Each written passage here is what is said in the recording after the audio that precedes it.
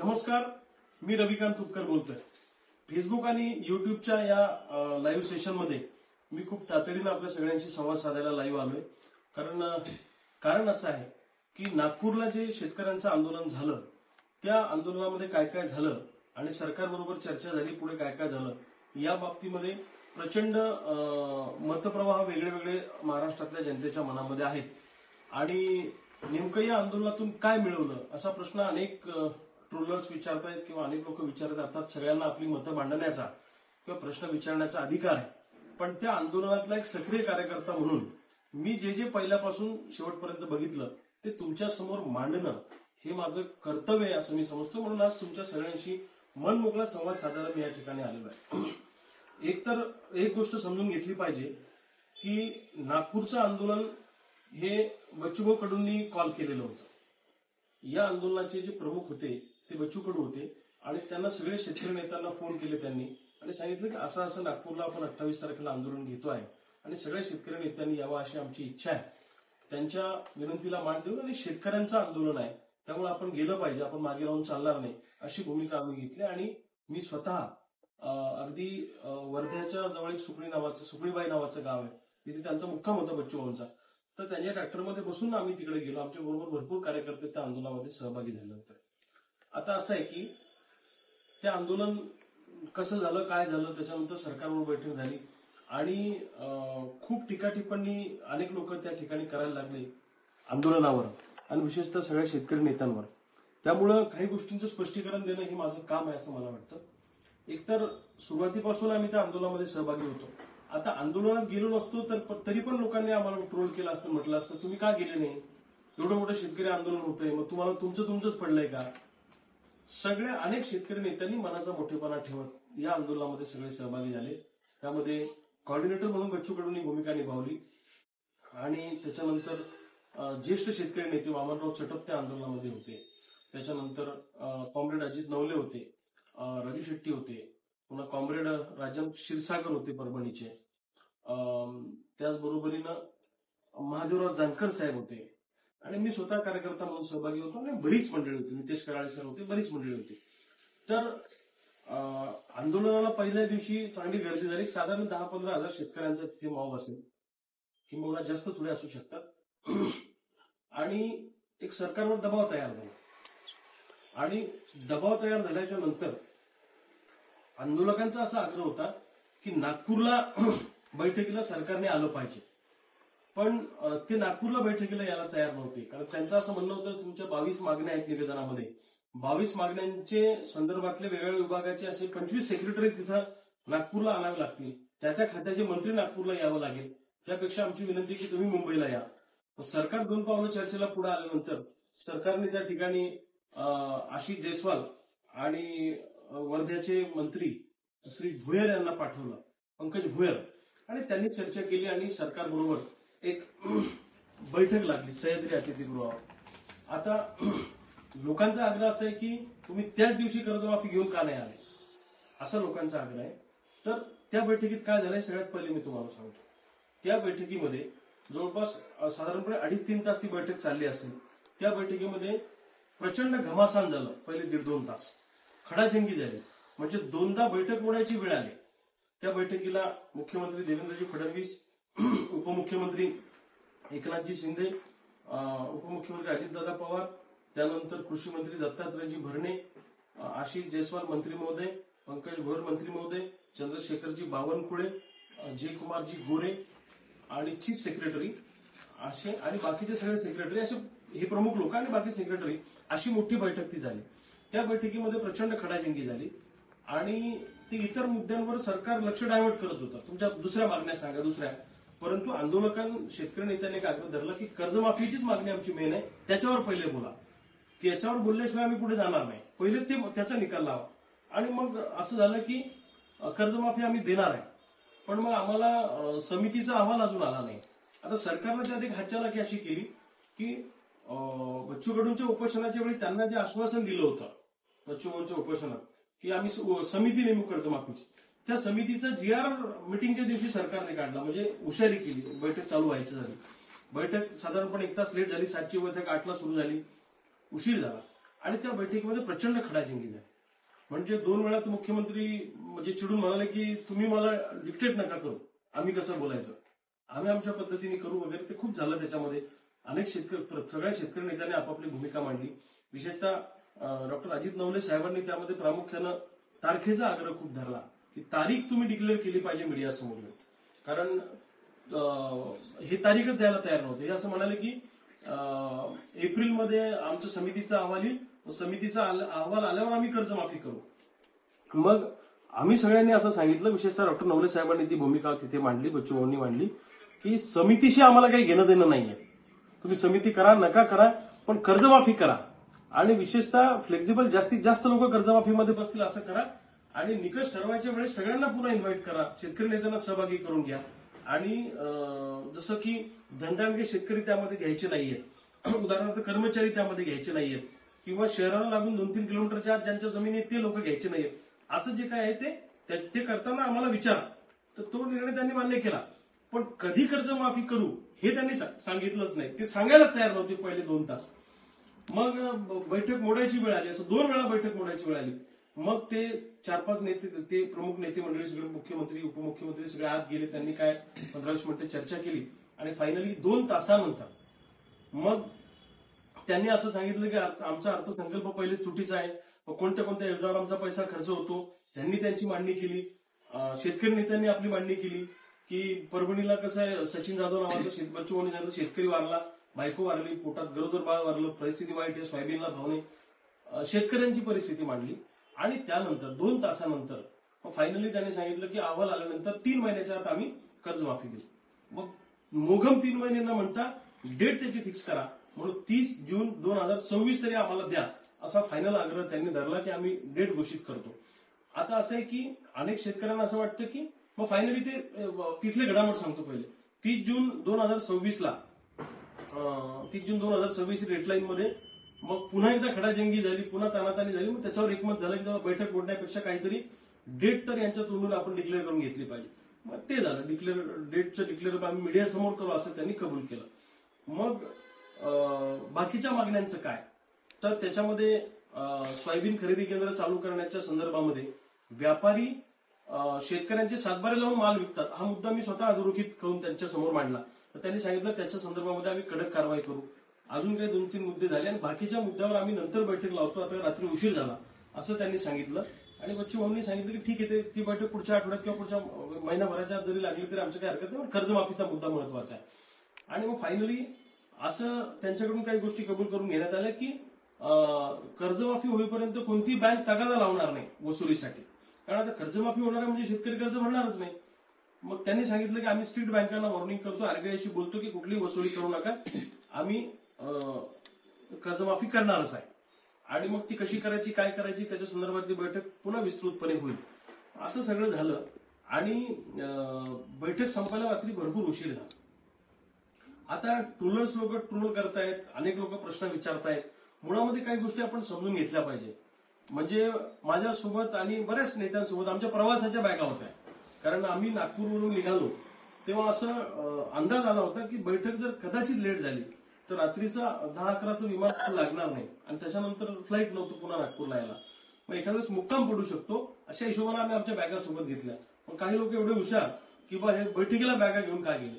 अहो, आम्हाला विमानतळावर आमच्या बॅगा आमच्या हातातच होत्या प्रवासाच्या. एक ड्रेस आम्ही त्यात टाकून नेला होता बॅगमध्ये. आणि तिथं गेल्याच्या नंतर ज्या गाडीने आम्हाला सोडलं ती गाडी खासगी होती, ती गाडी सोडून जाणार होती, बॅग कुठे ठेवणार आहे. सह्याद्री अतिथीगृहावर 2 रूम आम्हाला फ्रेश व्हायला त्या ठिकाणी केलेल्या होत्या. आणि त्या रूममध्ये बॅग ठेवायची, फ्रेश व्हायचं, मग बैठकीला यायचं. कारण मध्ये स्पॅन होता 1-2 तासाचा. त्या स्पॅनमध्ये आम्ही काय बोलायचं, काय चर्चा करायची, असे एक टेंटेटिव्ह एक मिटिंग आमच्यामध्ये केली. आणि अनेक ट्रोलर्स लोकांनी असं बॅग कशासाठी घेऊन गेले. अरे प्रवासाला तुम्ही गेले, तुम्हाला मुक्काम करायचा आहे तर तुमच्यासोबत बॅग असणार नाही. तिथे का आमचा फ्लॅट आहे मुंबईला नरिमन पॉइंटला, का तिथं आमचं घर आहे, का तिथं आजूबाजूला रेस्ट हाऊस आहे. आम्ही गेलो, बॅग सोबत नेली तर अनेक लोक म्हणे बॅगच काय घेऊन गेले. अरे ही काय पद्धत आहे. मला सांगा, कुठेही मुक्कामाला जायचं असलं किंवा शक्यता असली तर बॅग तुमच्यासोबत असणारच आहे. पण काही लोकांना असं झालंय की दुसऱ्याला शिव्या देण्यामध्ये किंवा दुसऱ्याला ट्रोल करण्यामध्ये अनेकांना आनंद मिळतो. त्याची काय आम्ही पर्वा करत नाही, पण जे घडलं ती वस्तुस्थिती कार्यकर्ता म्हणून तुमच्या सगळ्यांसमोर मांडणं हे आमचं काम आहे. बैठकीनंतर त्यांनी मीडियाला संबोधित केलं. त्यांनी सांगितलं 30 जून 2026 पर्यंत आम्ही करणार. अर्थात ह्या तारखेवर अजूनही आमचं समाधान नाहीये, माझं व्यक्तिशः अजूनही समाधान नाहीये, तुम्हाला मी क्लिअर सांगतो. कारण मला असं वाटत होतं की 1-2 महिन्याचा कालावधी ठीक होता, परंतु तिथे परिस्थिती अशी होती की आंदोलनही फार काळ पुढे नेऊ शकत नव्हते आंदोलक. त्याचं कारण असं की नागपूरमध्ये जिथे चक्काजाम आंदोलन झालं तिथे न्यायालयाने सुमोटो याचिका दाखल करून रस्ते मोकळे करायला सांगितले. त्यामुळे न्यायालयाचा आदर करणं आवश्यक होतं. जिथे सभा होती त्या सभेच्या ठिकाणी प्रचंड पावसामुळे चिखल झाला होता, टॉयलेट तिथे नव्हते, म्हणजे सगळी प्रचंड फजिती आंदोलनाच्या ठिकाणी त्या ठिकाणी झाली. आणि पावसाची हे झाल्यामुळे आंदोलकांची दामादान झाली. अनेक आंदोलन माघारी गेले, कुणी आपापल्या नातेवाईकाकडे गेले आणि दिव्यांगांची संख्या तिथे खूप होती. त्यामुळे दिव्यांग लोकांचे खूप हाल झाले आंदोलनामध्ये. पहिल्या दिवशी संख्या चांगली होती, साधारण 10-15 हजार लोक पहिल्या दिवशी असतील, दुसऱ्या दिवशी थोडे कमी झाले. असं वाटत होतं की पंजाबच्या शेतकऱ्यांनी जसं दिल्लीच्या वेशीवर आंदोलन केलं तर त्यांची संख्या वाढत होती, पण इथे दुर्दैवाने संख्या लिमिटेड झाली. त्यामुळे आंदोलन कसं पुढे न्यायचं, थांबायचं कुठं आता. सगळ्या मंगल कार्यालयांना पोलिसांनी नोटिसेस दिल्या की तुम्ही यांना जागा दिली तर पहिल्या नंबरचा आरोपी तुम्हाला करू. कोणी मंगल कार्यालय द्यायला तयार नाही, तिथे टॉयलेटची व्यवस्था नाही. मग आता जाणार कुठे? रेल्वे ट्रॅकवर जायचं तर न्यायालयाने पुन्हा आदेश काढला सुमोटो की तुम्हाला रेल्वे अडवता येणार नाही. म्हणजे न्यायालयाने स्वतःच त्याच्यामध्ये भूमिका घेतल्यामुळे ते 2 रस्ते चक्काजामचे आणि रेल्वे रोकोचे बंद झाले आणि थांबण्याची व्यवस्था नाही. अशा परिस्थितीमध्ये जो आंदोलन करतो ते त्याला माहीत असतं. आणि आम्ही बच्चू भाऊंना सांगितलं तुम्हाला जो निर्णय योग्य वाटतो या आंदोलनाचे कोऑर्डिनेटर प्रमुख म्हणून तो तुम्ही निर्णय घ्या, काही असं मनात चलबिचल ठेवू नका, लोकांचे हाल नाही झाले पाहिजे. आणि म्हणजे दुसऱ्या शेवटच्या दिवशी ज्या दिवशी आम्हाला बैठकीला जायचं होतं त्या दिवशीच्या रात्री तर लोक झोपलेच नाही ना, कारण ग्राउंडमध्ये चिखल, रस्त्यावर पोलीस येत नव्हते कारण न्यायालयाचा आदेश. मग काय करायचं काय, कोणी जरा मारत होतं, कोणी इकडे तिकडे, सगळं सैरबैर झालेलं होतं. आणि अशा परिस्थितीमध्ये आंदोलन पुढे नेणं पण कठीण झालं होतं. जसं आज डॉक्टर अजित नवले साहेबांनी याची सविस्तर भूमिका चांगल्या पद्धतीने मांडलेली आहे. पुणतांब्याला जो संप झाला 2017ला, त्या आंदोलनाला महाराष्ट्राच्या कानाकोपऱ्यातून साथ मिळाली होती. मुंबईला जाणारा भाजीपाला त्या ठिकाणी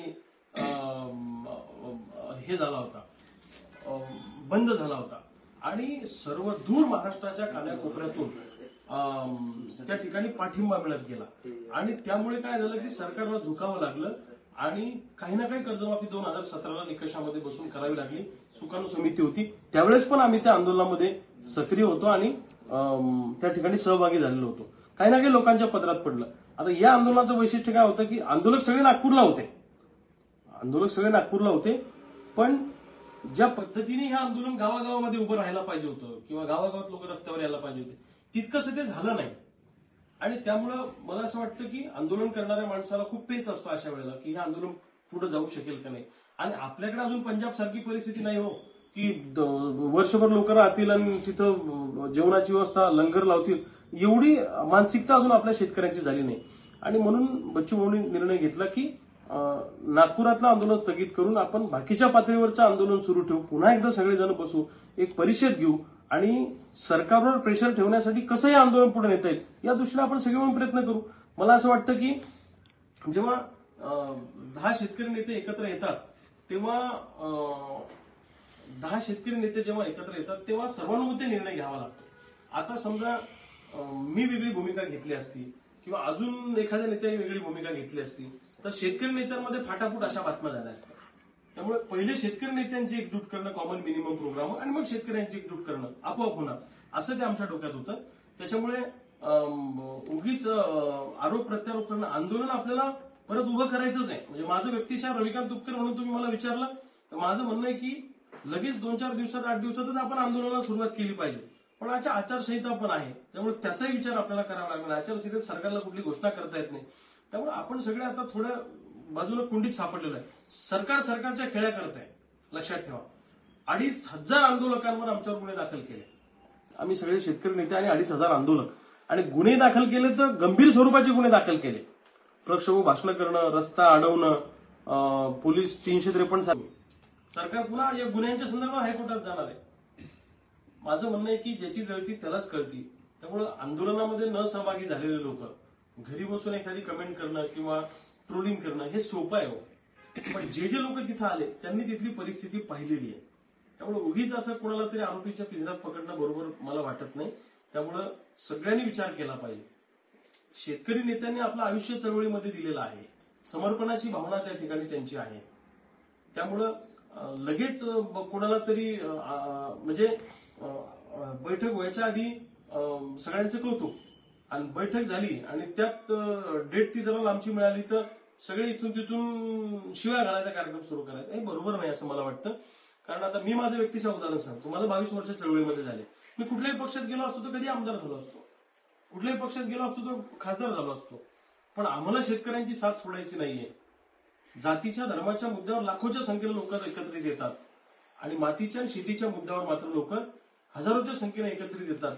हे दुर्दैव आहे आपलं सगळ्यांचं. त्यामुळं आपण एखाद्यावर आरोप करताना आपल्या याच्यामध्ये काय कॉन्ट्रीब्युशन आहे आणि एखाद्याला जर वाटत असेल की हे चुकलेलं आहे किंवा ही पद्धत चुकली निर्णयाची तर स्वतः त्यांनी आंदोलन उभं करावं, स्वतः पुढाकार घ्यावा. माझं तर असं आहे की जिथे जिथे शेतकरी आंदोलन उभं राहत असेल त्या आंदोलनामध्ये सक्रियपणे सहभागी होणं मी माझं काम समजतो. कारण कुणीतरी करत असेल तर त्याला जेवढं शक्य होईल तेवढं पाठबळ दिलं पाहिजे. म्हणून या अर्थानं आम्ही या आंदोलनात सहभागी झालेलो आहे. आता महाराष्ट्रात कुणी जरी शेतकरी आंदोलन उभं केलं तरी आम्ही सहभागी होणारच आहे. आता मंगेश साबळे उपोषणाला बसले होते सरपंच. तेव्हा मी आजारी असताना मी माझी सगळी टीम आमचे मराठवाड्याचे अध्यक्ष गजानन कावरके, नामदेव पतंगी सगळी टीम आमची संघटनेची जाऊन त्यांच्या आंदोलनामध्ये सहभागी झाली. माझं त्यांच्याशी प्रत्यक्ष बोलणं झालं. असे राज्यभरात जिथं शेतकरी आंदोलनं होत असतील तिथं तिथं सहभागी होणं आपलं काम आहे. आणि एखादी लढाई करताना आता ही लढाई आपण मला वाटत ही लढाई आपण 100% जिंकलो का? अजिबात जिंकलो नाही. आपल्याला यश मिळालं का? 100% तर अजिबात नाही. फक्त एक झालं की सरकारच्या तोंडून तारीख कबूल करून घेता आली. फक्त ती लांबची झाल्यामुळे थोडी गडबड झाली. ती थोडी अगोदरची पाहिजे होती. पण तरी मला असं वाटतं आंदोलन आपण करून सरकारवर प्रेशर वाढवलं पाहिजे की ही कर्जमाफी आधी करा. आता त्याच्यामध्ये त्यांनी असं स्पष्टीकरण दिलं म्हणजे आमच्या चर्चेमध्ये असं सांगण्यात आलं की 31 मार्चला वसुलीसाठी तगादा लावला जातो, परंतु ते खातं एनपीए मध्ये 30 जूनला जातं. म्हणजे तो 2-3 महिन्याचा कालावधी आपल्याला मिळतो. आणि जेव्हा नवीन कर्ज घ्यायला आपण जातो तेव्हा जुनं कर्ज थकलं, मार्चमध्ये थकलं की ते 30 जूनच्या दरम्यान तो एनपीए मध्ये खातं जातं, म्हणजे थकीत होतं. आणि कर्जमाफी ही थकीतांना मिळते. खातं तुमचं रेग्युलराईज असेल किंवा तुम्ही अलीकडचं खातं असेल तर मग त्याला ती कर्जमाफी मिळत नाही. कर्जमाफीचा आता दोन्ही कर्जमाफीचा आपण जर का अनुभव घेतला तर थकीत लोकांना कर्जमाफीचा जास्त लाभ होतो. रेग्युलर भरणाऱ्यांना 50,000 रुपये कबूल केले, काहींना मिळाले, काहींना मिळाले नाही. मागच्याच कर्जमाफीतल्या अजून लोकांना पैसे भेटायचे बाकी आहेत. अशा परिस्थितीमध्ये आपल्याला विचारपूर्वक पुढे जावं लागतं.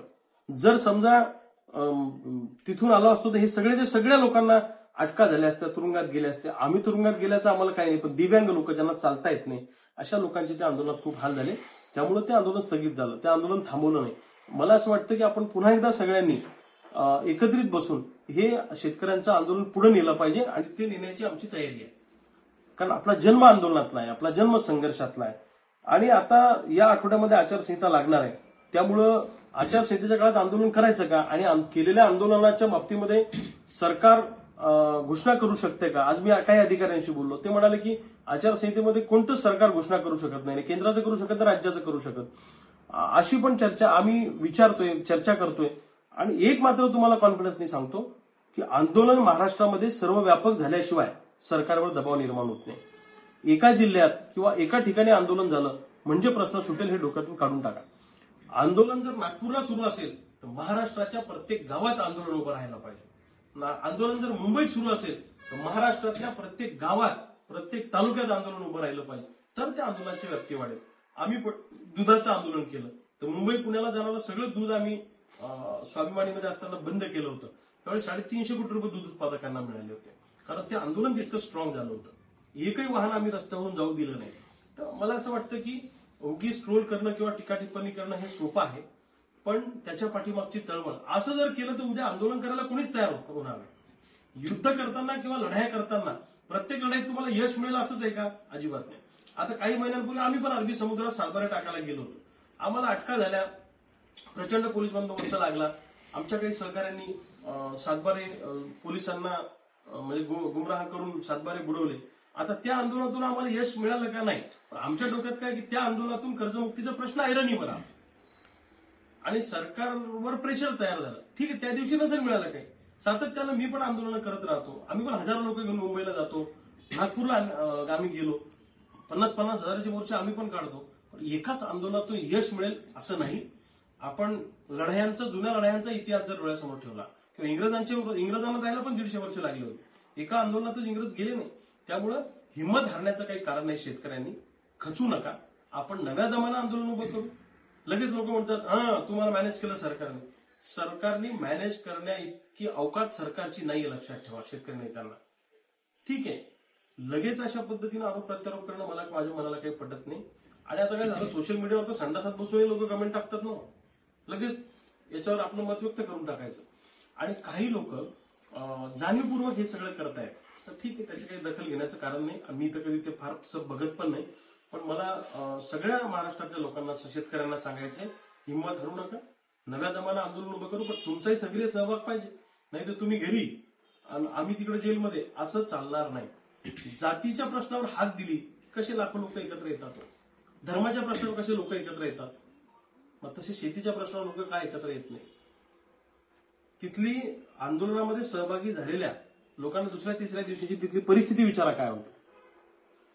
त्यामुळे मला असं वाटतं की हिंमत न हारता हे आंदोलन आपण पुढे नेऊ. पुन्हा एकदा जे लोक येतील त्या सगळ्यांना सोबत घेऊ. एक नवं ताकदीचं आंदोलन आपण उभं करू. आणि आता 30 जूनची डेट घेतली, अगोदरची डेट घेण्यासाठी पुन्हा आंदोलन उभं करता येईल, अशी काही गोष्ट नाही. एका आंदोलनाने, जसं एका जत्रेने देव म्हातारा होत नाही, तसं एका आंदोलनाने सुद्धा सगळं काही संपतं असं नाही. हा दीर्घकालीन लढा आहे. हा लढा असा एक मोर्चा काढला लगेच झाला असं नाही. आता होतं काय, आम्ही अनेक वेळा मोर्चे काढतो, तर जे मोर्चात येतात त्यांना घरी बसलेले लोक विचारतात, काय मग काही लागला मिळेल तुमचा, घरी कर्जमाफी, झाला सोयाबीनचा भाव, असं होत नसतं. किमान तो प्रश्न अजेंड्यावर येतो, किमान त्या प्रश्नाची चर्चा होते, ही पण मोठी गोष्ट असते. आणि हा चळवळीचा किंवा आंदोलनाचा दबाव हा व्हिजिबली दिसत नाही, तुम्हाला तराजूत मोजता येत नाही, पण त्याचं प्रेशर क्रिएट होत असतं. मला सांगा, समजा ते आंदोलन झालं नसतं, चर्चेला बोलवलं असतं का, इतका वेळ घमासान झाला असता का, संतप्त भावना त्यांना कळल्या असत्या का. तर हा आंदोलनाचा परिणाम आहे. प्रत्येक ठिकाणी यश येईलच असं नाही, कधी कधी अपयश पण आपल्या वाट्याला येतं. पण म्हणून हिंमत हारायची नसते, लगेच कोणाला तरी जज करायचं नसतं, लगेच कोणावर तरी आरोप प्रत्यारोप करायचे नसतात. आणि तुटीचा अर्थसंकल्प सरकारने सादर केलाय, त्यामुळं त्यांनी आम्हाला सांगितलं की 1 लाख कोटीच्या जवळपास योजनांवर आमचा खर्च होतो. वामनराव छोटप साहेबांनी सांगितलं की जो तिकडे खर्च होतो तो पैसा डायव्हर्ट करा, वाढवणच्या बंदरावाला, शक्तीपीठ महामार्गासाठी तुम्ही कर्ज काढलं, पुन्हा कर्ज घ्या. अशा अनेक लॉजिकल चर्चा, लॉजिकला ठेवून त्या चर्चा त्या ठिकाणी झालेल्या आहेत. त्यामुळं लगेच गैरसमज कोणी करून घेऊ नका. आणि मला सांगा, आता एवढे सगळे गंभीर गुन्हे दाखल झाले, आता कोर्टाचे चक्र 2,500 लोकांना नागपूरला मारावे लागणार, त्याच्याबद्दल कुणीच काही बोलत नाही. आमची बॅग काय, प्रवासाची बॅग काय नेली, मग असं का झालं, तसं का झालं. मला असं वाटतं की गैरसमज करू नका. शेतकऱ्यांचा विषय आपल्या दृष्टीनं खूप महत्वाचा आहे. गावगाड्यातला सामान्य शेतकरी, आता मला 22 वर्ष चळवळीमध्ये झाले, तर प्रत्येक वर्षी यश मिळतंच का असं नाही. 3-4 वर्षापूर्वी आम्ही एक आंदोलन केलं, तेव्हा दिल्लीपर्यंत आम्ही ते आंदोलन घेऊन गेलो, तेव्हा 23 लाख मेट्रिक टन सोयाबीन निर्यात झाली. तेव्हा सोयाबीनला भाव 8,000चा मिळाला, एकाच वर्षी मिळाला. पण त्याच्यानंतरच्या 3 वर्षामध्ये पुन्हा वाणिज्य मंत्र्याबरोबर आमची सह्याद्रीवर बैठक झाली, पुन्हा दिल्लीपर्यंत आम्ही गेलो, पण त्या वर्षी नाही मिळाला. अजूनही सोयाबीनचा भाव हा 3,500च्या पुढे नाहीये. चांगल्या सोयाबीनला 4,000, बाकीच्या सोयाबीनला 2,500, 3,000, 3,500. तर त्याची पण लढाई आपल्याला उभी करावी लागणार आहे. हमीभाव खरेदी केंद्रांमध्ये व्यापारी शेतकऱ्याचे सातबारे लावून माल विकतात, त्यामुळं शेतकऱ्याचा माल निघून गेला, हमीभाव केंद्र चालवून काय फायदा आहे. जंगली जनावरांच्या त्रासाचा प्रश्न आहे, शेतीला मजबूत कंपाऊंड करून देण्याचा, शेतमजुरांना विमा देण्याच्या संदर्भातला प्रश्न आहे. असे अनेक प्रश्न घेऊन ही लढाई नव्यानं उभी करावी लागणार आहे. मी महाराष्ट्रातल्या तमाम शेतकऱ्यांना सांगेन की बिलकुल हिंमत हारायची नाही. आपण नव्या दमानं, नव्या ताकदीनं लढा उभा करू, पुन्हा नव्यानं लढाई उभी करू. आणि ही लढाई फक्त एका भागापुरती करायची नाही, तर सबंध महाराष्ट्राच्या कार्यकोपऱ्यात लढाई गेली पाहिजे, लक्षात घ्या. त्यामुळं यश अपयशाची चिंता न करता ही लढाई आपण लढत राहू. अनेक लोकांच्या मनामध्ये गैरसमज आहे की हे कसं झालं, हे काय झालं, तुम्ही असं काय केलं, किंवा हे सगळे शेतकरी नेते कसं काय गेले, कसं काय आले.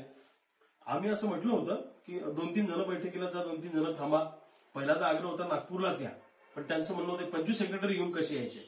आणि सिनियर लोक त्या आंदोलनात होते, वामनराव चटप साहेब, ते त्यांचा तर म्हणजे जवळपास 50 वर्ष शेतकरी चळवळीचा अनुभव आहे. वामनराव चटपांनी ठरवलं असतं तर आयुष्यभर मंत्री राहू शकले असते. ते 15 वर्ष आमदार होते. आताही थोड्या फरकाने पडले. गणपतराव देशमुखांसारखे ते पण राहू शकले असते अनेक वर्ष. पण त्यांनी शेतकरी चळवळ पक्षातून जाता शेतकरी चळवळीची कॉम्प्रोमाइज केलं, शेतकरी म्हणजे पक्षाची कॉम्प्रोमाइज केलं नाही, शेतकरी चळवळीशी शरद जोशींचा विचार घेऊन ते पुढे राहिले. वामनराव चटप होते. अजित नवले पण एक डाव्या विचाराचे अभ्यासू नेते आहेत, ते होते. अशा अनेक, राजू शेट्टी होते, त्याच्यानंतर महादेवराव जानकर होते. हे सिनियर नेते सगळे असल्यामुळे मी त्यांच्यामध्ये फार छोटा कार्यकर्ता आहे. त्यामुळं मी फारच बारका पडतो यांच्या हिशोबानं. पण जिथं जो मुद्दा सुटला असेल तो मुद्दा मांडण्याचा प्रयत्न मी पण केलेला आहे. आणि अशा पद्धतीने आरोप प्रत्यारोप करून लढणाऱ्या माणसाचा हिरमोड करू नका, लढणाऱ्या माणसाची हिंमत खचू नका. उद्या आंदोलन करणाऱ्या माणसाला असं वाटलं नाही पाहिजे की कशासाठी आपण सगळं हे करतो, काय गरज आहे सगळं करायची. म्हणजे केलं तरी अडचण, नाही केलं तरी अडचण, का करत नाही म्हणून पण अडचण. ठीक आहे, माझं म्हणणं आहे कुणीतरी प्रयत्न करतंय, ही पण मोठी गोष्ट आहे. ही पण मोठी गोष्ट लक्षात ठेवा. या आंदोलनातून खूप मोठं यश मिळालं का, तर मी अजिबात म्हणेल मिळालं नाही. आम्ही समाधानी आहोत का, तर समाधानी नाही आहोत. पण आंदोलनात असं असतं की आता मुंबईला आम्ही गेलो, आम्हाला अटका झाल्या, अटक झाल्यावर आम्ही जामीन घेतला, आम्ही परत आलो, पुन्हा नव्याने दुसऱ्या ठिकाणी आंदोलन उभं केलं. त्यामुळे टप्प्याटप्प्यानं या आंदोलनाची तीव्रता वाढवावी लागेल. आणि अख्ख्या महाराष्ट्रातल्या प्रत्येक गावात आणि घराघरातला शेतकरी जेव्हा रस्त्यावर उतरेल ना, तेव्हा सरकार आंदोलनस्थळी चर्चेला येईल. आणि दुर्दैव असं आहे की जाती धर्माच्या मुद्द्यावर आंदोलन झालं की सरकार चर्चेला ठिकाणावर जातं, आणि मातीच्या आणि शेतीच्या मुद्द्यावर झालं की सरकार चर्चेला जात नाही. सरकारला असं वाटतं किती दिवस बसतील, काय करतील, अशी सरकारची भावना आहे. मला असं वाटतं निराश होऊ नका, हतबल होऊ नका. कर्जमाफी, कर्जमुक्ती घेतल्याशिवाय आपण थांबणार नाही. पूर्ण ताकदीनं रस्त्यावर उतरून शेतकऱ्याच्या तरुण पोरांना सांगेन की पोरांनो, जसं जातीच्या मुद्द्यावर तुम्ही लगेच स्वतःच्या गाड्या घेऊन पळता किंवा ताकदीनं उतरता, तसं मातीच्या मुद्द्यावर पण तितक्या स्पिरिटनं तुम्ही उतरले पाहिजे असं मला वाटतं. आणि आपण बोलत राहू, भेटत राहू. काही असलं तर कधी पण तुम्ही कॉल करा, आम्ही तुमच्यासाठी रात्री 12 वाजता आपण हजर आहोत. एवढंच मला या निमित्तानं सांगायचं आहे. फक्त लक्षात ठेवा की लढाई करताना खूप विचारपूर्वक लढाई करावी लागत असते. सैन्याची मानसिकता काय आहे, आपल्याकडं बारूद गोळा किती आहे, शत्रूजवळ सैन्य किती आहे, या सगळ्यांचा विचार करून लढाई किती पुढे न्यायची, किती ताणवायची, तुटेपर्यंत ताणवायची का, याचा विचार आंदोलकांना करावा लागत असतो. त्यामुळं मला असं वाटतं गैरसमज न करता तुम्ही आंदोलनातल्या कुठल्याही नेत्याला फोन करा, मलाही करा, कोणालाही करा, ते तुम्हाला सविस्तरपणे त्या बाबतीत सांगतील. आणि मी पुन्हा सांगतो की कर्जाच्या वसुलीला जर बँकेचा अधिकारी आला तर कधी फोन करा, त्याचे कपडे काढून त्याच्या तोंडाला काळं लावून त्याला गावातून हाकलून लावू. पण कुठल्याही बँकेवाल्याने जर शेतकऱ्याला त्रास दिला तर आता आम्ही खपून घेणार नाही. आणि आत्महत्या तर करूच नका. माझ्या सगळ्यांना म्हणणं आहे, किती अडचण आली तर आत्महत्या करायची नाही, हिमतीनं आपण पुढे जाऊ. आणि युट्यूबर जे आहेत किंवा इन्फ्लुएन्सर जे आहेत त्यांनाही माझी विनंती आहे की शेतकऱ्याच्या आंदोलनाला नख लागणार नाही अशी भूमिका सगळ्यांनी घ्यावी.